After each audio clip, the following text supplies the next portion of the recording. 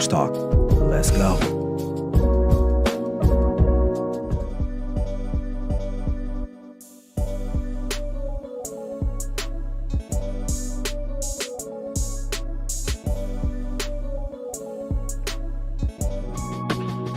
Clutch Sports Talk. Let's go.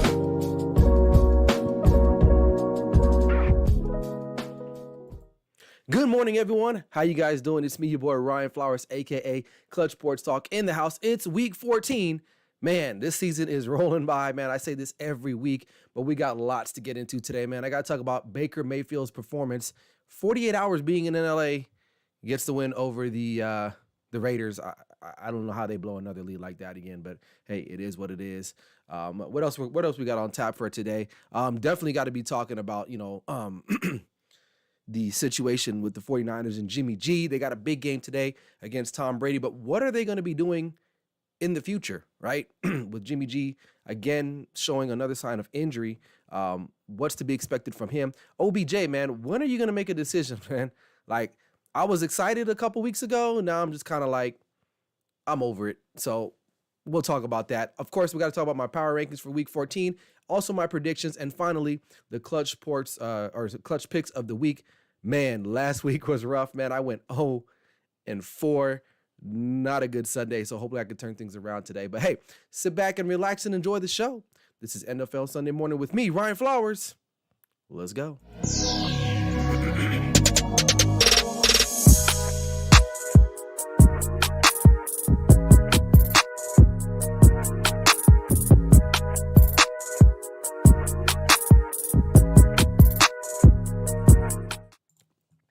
Welcome in, everybody. Hope you guys are doing all right, man. Hey, it's almost Christmas. The holiday season is among us, but we got football to keep rolling and talking about, man. We got lots to cover today, man. Listen, I'm still getting over this little nagging cough that I've gotten after being sick for a couple weeks here. So I'm still dealing with that. But nonetheless, I'm still here, back almost at 100%. I would say 100% with you guys, but we got lots to talk about. So first things first, man, but before we do anything, make sure you guys go and like and subscribe to the channel on YouTube, Clutch Sports Talk. Also, check out The Grid. We got a lot of great content creators on there that you guys haven't probably heard of, or you have already. Make sure you guys go and subscribe to that. We got lots going on. So make sure you guys go ahead and do that. And if you're in the chat right now, man, do a little quick shout out, man. Say what's up, man, and we'll get it rolling here for you guys. But nonetheless, man, welcome to the show. Week 14, like I said before at the top, it's rolling, man. A lot of things are going to be answered in the next couple weeks or so, right? Who's going to be? Obviously, we know what teams are going to be in the playoffs for the most part. What's up, Barry? All Even Podcast, man. What's up, man? He got the caps. He said, all even, Mr. Flowers. So what's up, man? How you doing? Happy Sunday morning to you. But like I said, we got lots to cover today. First things first, I want to jump straight into the Thursday night matchup with the Rams and the Raiders. The Raiders, again, blow a late lead, 16-3 to the Rams, a team that's been reeling the last couple weeks, a team without their starting quarterback, a team without their backup quarterback. They ended up signing Baker Mayfield off waivers. He doesn't start the game, but he comes in and proves maybe to some people that he's still got some juice depending on what team he's on. I mean, let's just be real about it. He won't be a Ram next year. I really doubt it. He's going to be a free agent. But again, the Raiders, like I posted it, I believe Thursday night, I don't want to hear nothing about the Raiders anymore. They had a nice little win streak. The Raider fan base was starting to feel themselves just a little bit, but then they came back to earth really quickly in that fourth quarter against the Rams, where they blew a lead again. Now, the Raiders have had some really bad losses this year, man. It goes back all the way to the Cardinals debacle, right? When they lost to the Cardinals, when they pretty much had that game in hand. I remember on social media, you had some fans, they were like, shooting, that looked weird, but like had champagne and they were celebrating the win, and then the Cardinals ended up winning that game. Then you lose to the Colts, who had just fired their head coach. They had a TV analyst now being the head coach of that team. You lose to them, and then you have this one. Oh hell, you can go further back. You can go to the Chiefs game. The Chiefs, I believe it was a Monday night game, a game that they probably should have won, but they didn't. So, does Josh McDaniel deserve to be fired? I don't know. I think he saved his job with that little win streak that they had. but some definite changes need to be made, especially on the defensive side of things. The offense, for the most part, is pretty good. I mean, Devontae Adams is doing his thing, but nonetheless, we're here to talk about the Rams and Baker Mayfield's performance. Do I think, though, excuse me, that actually saves his career in the NFL? Probably not, man. I mean, really, it was the Raiders. It was the Raiders that he was playing, and that's it. There's nothing more, nothing less about that. I would say it's pretty impressive, to come in and play a National Football League game on short notice like that, not really fully knowing the playbook. But we've known this about Baker Mayfield. He has glimpses. He's this really inconsistent. Not sure if he's a great locker room guy. I don't know. Sorry. But nonetheless, the Rams needed that win. Now, they're probably more likely they're not going to make the playoffs. I think they're really fighting for a winning season. Now, to touch base about the Rams a little bit too, in regards to Baker Mayfield as well, this has been brought up, throughout the last couple of weeks or so, especially now that, the roosters, well, I don't know what they're saying. The chickens have come home to roost. I guess that's the saying. I don't know. Correct me if I'm wrong. But was it worth it for the Rams to do what they did in regards to signing guys like Jalen Ramsey, giving money to Aaron Donald, even going after and getting Matthew Stafford and paying Cooper Kupp? Was it worth it, right? Because now, a lot of these guys are hurt or not on the team anymore or whatever the case may be. You're not having a very successful season. You're down to Baker Mayfield now as your quarterback for the last remaining games of the year. Was it worth it? And the answer for me is absolutely. You won a Super Bowl. Now you're going to have to deal with your the repercussions of what you've done, because quite frankly, a lot of these guys are not going to be on the team anymore. You may have to let Jalen Ramsey walk. You may have to let Aaron Donald go, right? What do you do with Matthew Stafford in his contract? You just paid out Cooper Kupp. So they went all in. They pushed all their chips to the front of the table or in the middle of the table and said, you know what, we're going to go all in and we're going to try to win the Super Bowl. And they did. So to me, it's worth it. But however, though, how long will this decline last? That's the real question too. So in some aspects, some people say, well, really, was it worth it? Because now you've set your franchise back for years, possibly, which we don't know. But nonetheless, you did get a Super Bowl ring out of it, and no one can take that away from you, right? So for me, I guess it's one of those things where, they did what they did, and I know why they did it. And a lot of teams are a little hesitant of doing it. It takes balls to do what they did, right? You look at the Cowboys, my team right here, as you can see here, they don't really do that. And therefore, we haven't won anything since 96. Sometimes you got to take chances. You got to take gambles in life. And sometimes if you don't, you can't expect major changes in your life. And that works the same way in sports and anything else that you do. So the Rams, for me, what they were able to do to solidify that championship, which they were really close to losing it, but they won it anyway, right? They won it anyway. And some teams will never get back to that promised land, right? We'll see. But was it worth it? Hell yeah, it was worth it, because you can say you won the Lombardi Trophy and no one can ever take that away from you. I mean, it's pretty simple as that. So I'll leave it there. Sorry. Speaking of Lombardi trophies, San Francisco 49ers, they're in the mix right now. Like, they're one of my dark, surprising teams. With Jimmy G going down, now you enter Brock Purdy, quarterback from Iowa State, who is Mr. Irrelevant. Now they got a big matchup. I'll talk about this matchup later on in my predictions.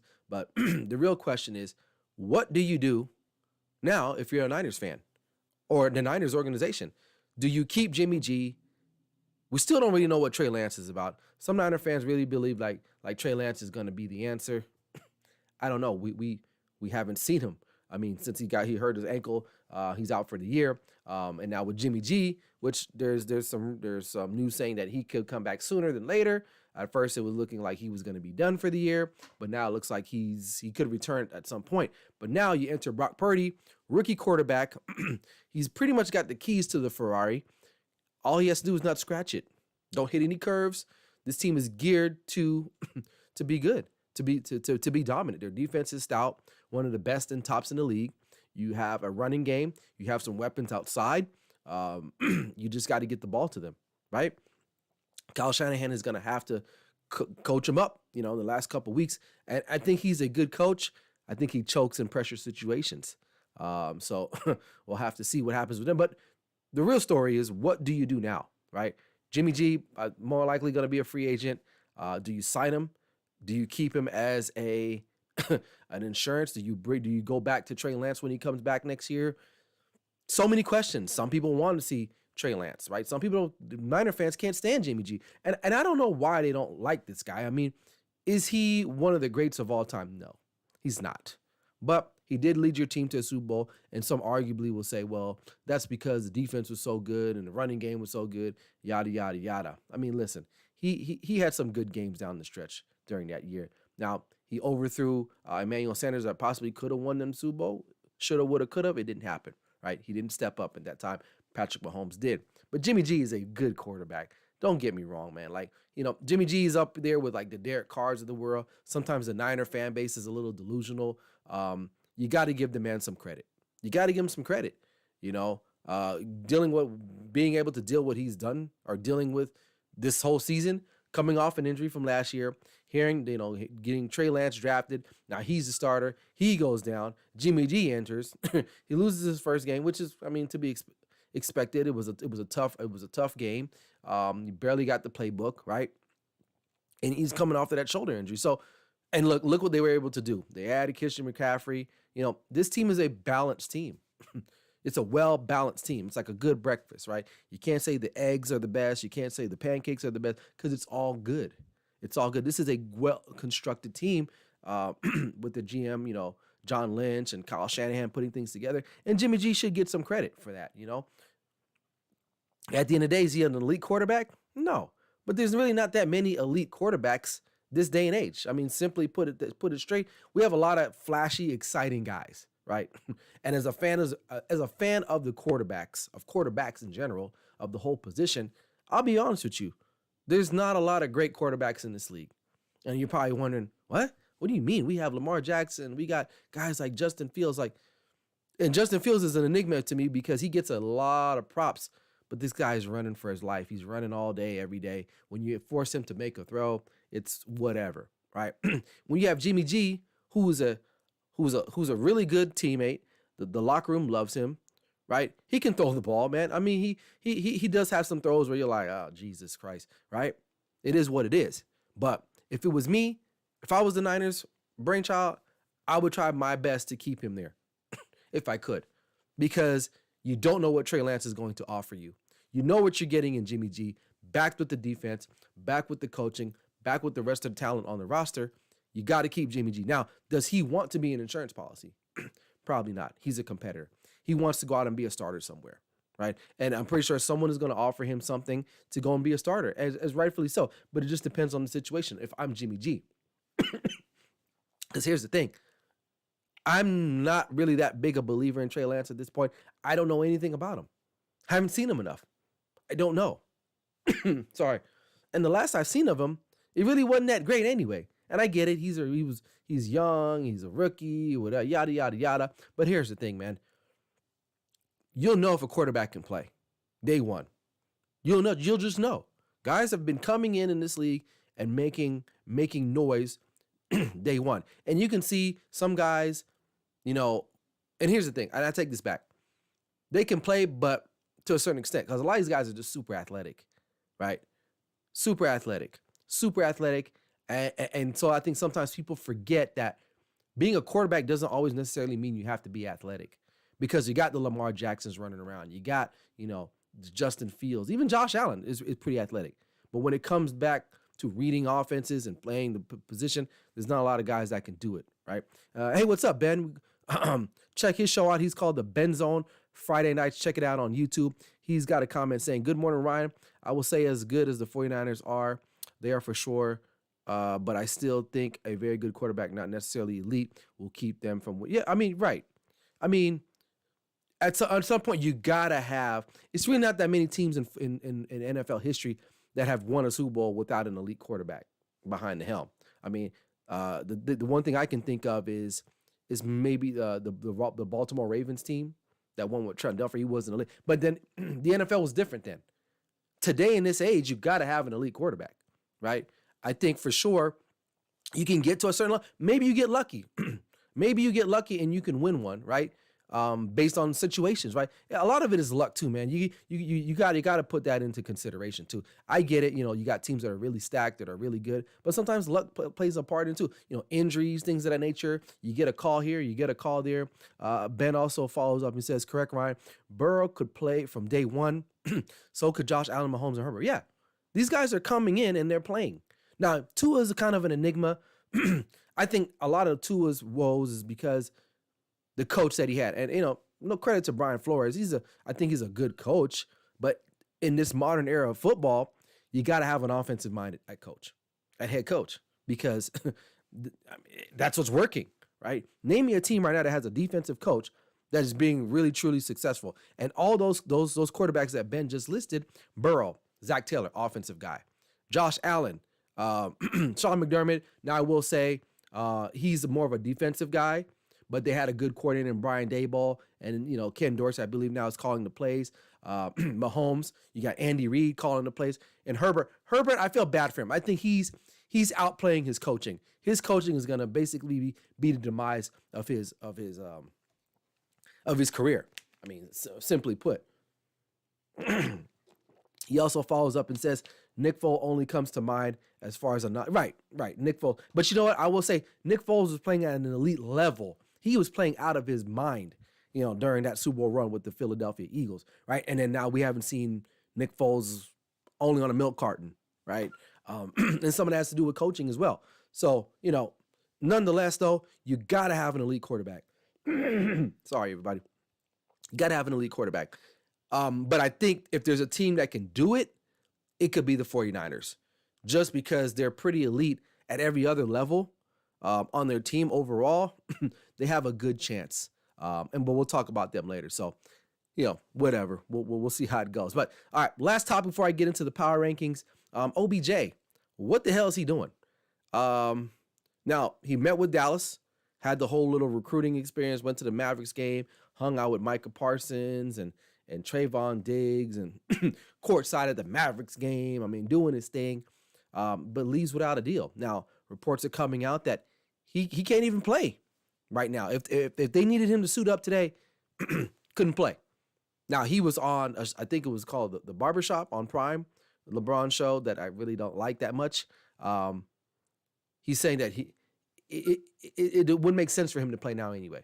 He said he wants to play meaningful games, which I know what he's doing, because he knows that he's not ready.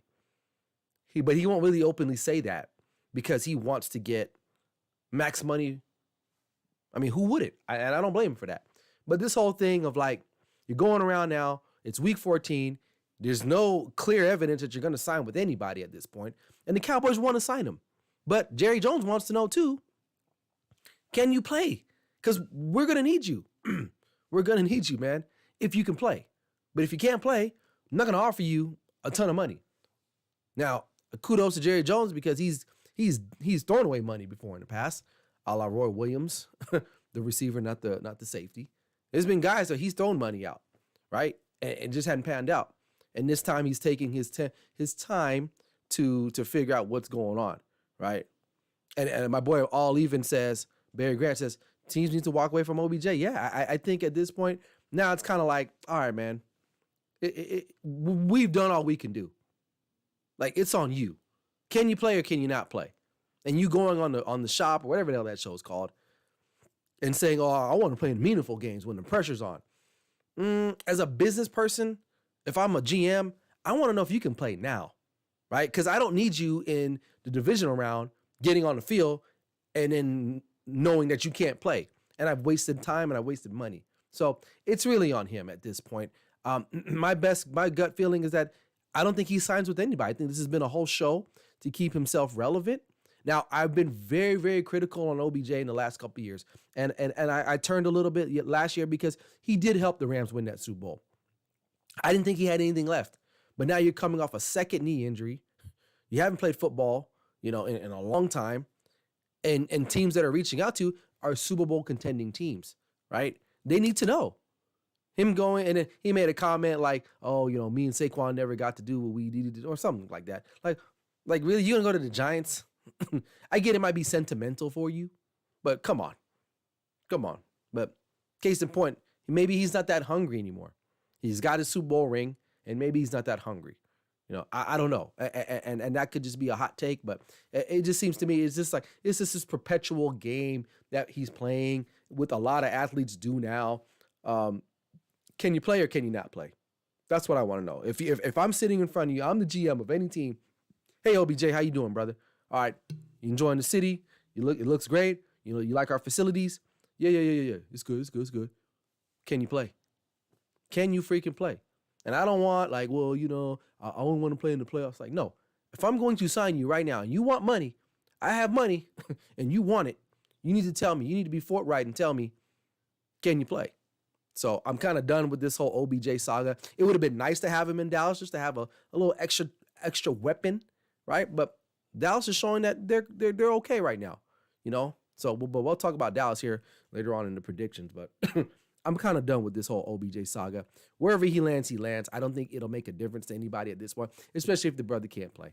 I think he's really just trying to get his money, which I'm not going to question that. I'm not going to let anyone. Oh, excuse me. I'm not going to put my hand in another man's pockets. If that's his if that's his MO, that's his MO. Simple as that. I'm not going to question that, but I will raise it to the attention of everybody. Like, it seems very suspicious now that's what he's really trying to do. So he's trying to really prolong this whole stance on, I need to find what team. Like, come on, man. It's week 14. Season is almost over. It's almost over, man. It's like, come on, man. What are we doing? What are we doing here? So it's just crazy to me. But nonetheless, we're going to move on. So week 14 power rankings. Let's get into it. So we got Eagles number 1. I got the Dallas Cowboys shooting. I'm not being a homer, but that offense is looking good now. That offense is looking good. I'm looking forward to Christmas Eve. That clash between the Cowboys and the Eagles in Texas or in Dallas or Arlington. Man, what a great gift for Christmas Eve for us football fans. And I don't even know the schedule. What week is that? That's week. Let me look at the schedule. Is it week 16? Is that matchup? I'm looking. Yes. That needs to be the primetime game. That needs to be the primetime game. I mean, why are we getting the Jags and the Jets? Oh, no, excuse me. Who was the primetime game that night? Come on, NFL. You got to flex the Raiders and the Steelers. What are we doing? Week 16 needs to be Dallas and Eagles Sunday Night Football. And why that hasn't been announced yet? Oh, no. Oh, sorry. Christmas Eve. That's on a Saturday. So we have a bunch of games on Saturday. But that needs to be the primetime game, man, at 5:15. That needs to be flat. Man, I would love to be at home Christmas Eve with the family. Got the tree, you got the lights going, you're drinking some eggnog. You're wishing about what gifts you're gonna get in the morning. You're being thankful, all the blessings that you have, yada yada yada. If you're a football fan, mind you, if you're a Eagles or a Cowboys fan, it doesn't matter, man. Who would you rather see? The punk ass Raiders, and who are not going anywhere, and the Steelers, who are not going anywhere also. In the primetime spot, NFL, flex that game out. Flex it out. Week 16, Saturday. I mean, there's a bunch of games that Saturday. But really, the main game should be the Cowboys. I mean, I get it. It's 125. That's a nice time. But I would rather be. I don't have a fireplace. It's Vegas. We don't even have fireplaces like that unless it's like a propane. You know what I mean? But I don't have one. But if I did have a fireplace, I would want to be pulled up in front of that, and I would be like, man, this is great. And hopefully I get a chance to watch my Cowboys defeat the Eagles. Right? I mean, this is a prime time game. Why is it not being flexed yet? I'm praying that they do flex it, but that's going to be a game. That could be the NFC conference matchup. We don't know. I mean, Niners might have something to say about that, but we'll talk about that. But nonetheless, I got the Cowboys at number 2. Defense is playing really well. Now, I do have some concerns with them now with the secondary. We just lost Anthony Brown, which I have mixed feelings about Anthony Brown anyway, right? But the guy that has come in to replace him, Kelvin Joseph, he's a bum. He's a bum. So we'll have to wait and see what they're going to do. Now, they did sign some guy to their practice squad, some guy named McKenzie. I'm not sure, but Deron Bland has been really good. I don't know if he can play outside. He's more of a nickel corner, but we'll have to wait and see. Bengals have shot back up, man. They've done a phenomenal job. When Jamar Chase was out, they've been able to stand in there and do their thing, and they should be number 3 at this point. They've beaten the Chiefs, right? The last 3 meetings, right? They got their numbers somehow. One thing I like about the Bengals, man, is that they bend, but they don't break, right? They will fight you tooth and nail. Joe Burrow is looking like a future Hall of Famer. I know that's a hot take. It's early on, right? But the guy plays phenomenal football, man. Their offense is very explosive, and their defense doesn't get enough credit, right? They don't get enough credit. So I can see them beating Kansas City again. They can beat a Buffalo. They can beat Miami. Those are the top teams in the AFC. And now they beat Miami when Tua went down, and I get that, but they've beaten these teams, right? Who else is? Were the Bengals on there? Were the Bills on their squad? I don't remember. Someone correct me if I'm wrong. I don't know if the Bengals played the Bills this year. I could be right. I could be wrong. I don't remember, right? But they definitely deserve that one, top 3, right? Kansas City Chiefs, they're still a good team, but they are susceptible, right? They can be susceptible to a bad game, right? They can't afford to have a lot of bad games, right? Because outside of Patrick Mahomes and Kelsey, Kelsey made a terrible mistake by fumbling that ball away late in that game last week against the Bengals. They were driving. Probably should have put that game away, right? But their defense, too, is always in question with Kansas City. Always in question. So, and Buffalo, again, they're still really dependent on Josh Allen. Super dependent. Now, they're still a good football team, but I don't think they're the clear cut. The AFC is wide. This year is wide open, man. In both conferences. Anybody can get hot and go on a run and do this thing and make it to the Super Bowl. It's as simple as that, Then I got the Niners. The Niners are still hanging in there. They got the win last week, but they got a big. I wouldn't say a big test today, but you never should really count out Tom Brady, right? But you got a rookie quarterback, and history has shown that rookie quarterbacks really don't propel teams to a Super Bowl or championship level type caliber. So can they correct that? Can they make an amendment to that statistic starting today, right? Because we don't know how long Jimmy G will be out, but he's going to be out some time, at least the rest of the regular season for sure. Dolphins slid a little bit. They lost last week to the Niners.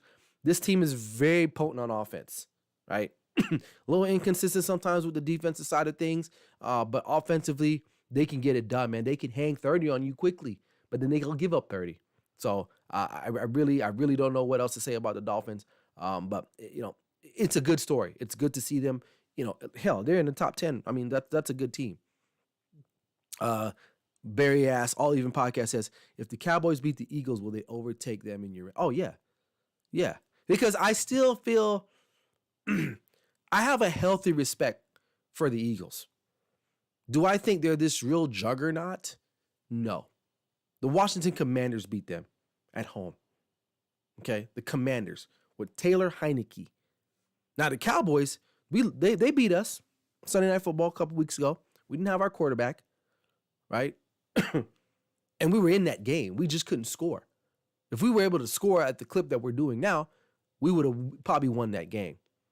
So and trust me, Micah Parsons, and they did a number on Micah Parsons in that game. Like they somehow in their mind figured out a way to keep him from rushing the quarterback. And if my memory serves me right, I think now he's more of a full-time edge rusher, if anything.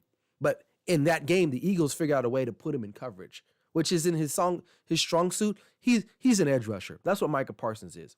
So I'm hoping, which I know Dan Quinn is an excellent defensive coordinator. He's going to figure out a way to keep Micah Parsons on the edge somehow, some way to put pressure on Jalen Hurts. The one thing about the Eagles, they're not a humble team, and they've never been. And so I would love for them to beat them, for the Cowboys to beat them on Sunday night. But I do have a healthy respect for them. A.J. Brown is a dog. That offensive line is good. Their front seven is good on defense. Jalen Hurts is not a bad quarterback. He's playing pretty. Some people have him up top in the MVP rankings. I don't know, but they're a good team. I'm not gonna say they suck. Nick Sirianni gets on my nerve. He's not humble, right? So I would love for the Cowboys to go and beat the Eagles on Sunday Night Football Christmas Eve. That'd be the best, and maybe knock them out of the playoffs if we ever see them down the road. But all right, Minnesota Vikings. They're on there just because of their record. They're underdogs today. Isn't that crazy, right? So, but to me, they're a bit of a fraud. They're like the Raiders of the NFC, but opposite. What I mean by that is that the Raiders lose a lot of close games. If the Raiders won majority of those close games that they lost, they would be the Minnesota Vikings. They have a good record, but you don't really believe in them per se. Okay. Then you have Seattle Seahawks.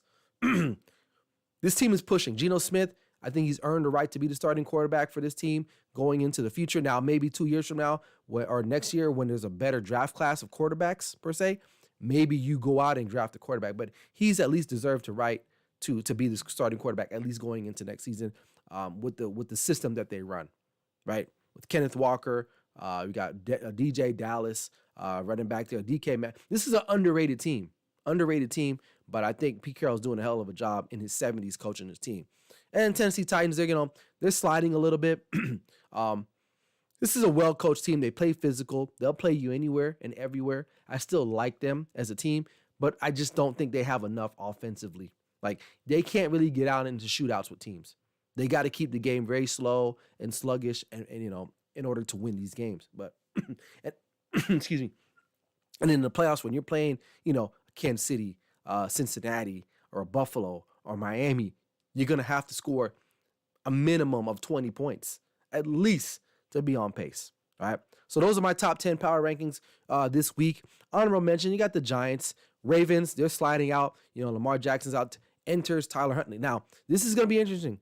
If Tyler Huntley comes in and produces, that's not good for Lamar Jackson. Because now it's looking like, well, anybody could do what you're doing. He's come in. Your backup is coming in and doing the same thing. So very interesting what's going to happen with him. The Jets, I picked them last week to beat the Vikings. I keep telling myself not to pick them anymore, and I did. I'm never picking them anymore. I swear I put my right hand up, and I'm not picking them anymore this year because every time I pick them, they've lost. Literally, I picked them 4 times this year, and they've let me down. Commanders, nice story, but listen, they don't have enough in the end. They don't have enough in the tank. I think Ron Rivera still keeps his job, but Taylor Heineke, nice story, but he's not a future of that franchise. All right, real quick, let's go through these predictions. You got the Vikings taking on the Lions. The Lions are 5-7, but are the home favorite. That tells you a lot about the Minnesota Vikings, who are 10-2? A 10-2 team is an underdog. What is it? -2.5 or -2 to the Detroit Lions. 5-7. I'm going to take the Vikings, right? I'm going to give them some faith. One of my cousins is a Vikings fan.